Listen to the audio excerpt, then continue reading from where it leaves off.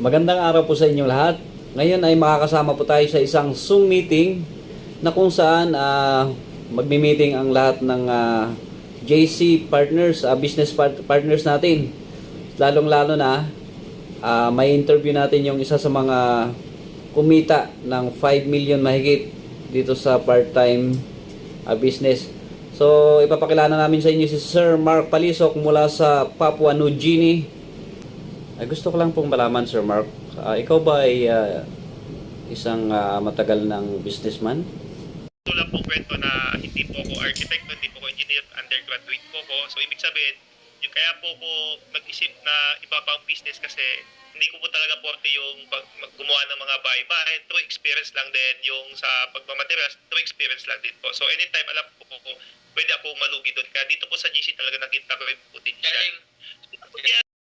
So, Sir Mark, paano mo ba na-introduce sa mga tao ang JC? Pinakilala natin pero mismong produkto na natin yung nagsasalita. Sometimes nagbibigyan tayo ng flyers, binabasa after reading the flyers, come back, bilhin 3 bucks. Ganun po, parang hindi na po ako nagsasalita, parang yung mismong flyers na din sinesearch nila siguro sa Google, ganun po. Pero ganun po, ganda ng testimony. So yun po, syempre bilang step 4, nag-share din tayo ng mga tawag dito, produkto po yan GM sa mga malls. So iba't iba pong malls po yung mga pinupuntahan natin. Tapos dito po GM, pag wala akong ginagawa, for example sa work ko din, patay oras, pupunta ako sa mga coffee.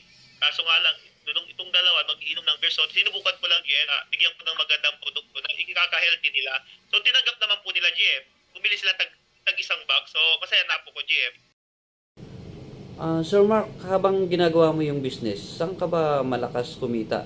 Sa dropshipping ba? Sa retailing? Or sa wholesaling? Saan part doon yung talagang nag-boom yung kita mo? Habang ginagawa ko po yung business, actually, napaka-bless ko na po sa retailing, wholesaling, and dropshipping. Pero nakaka-bless lang po, Jem, na may mga taong na-inspire din, naging partners po natin sila. Share the business na po tayo, naging partners po natin to mga to po, Jem. Nakakatawa naman na GM. Ayan o. So, Jem, yan po, nakaka-bless lang kasi syempre pag dumadating yung produkto natin, laging excited.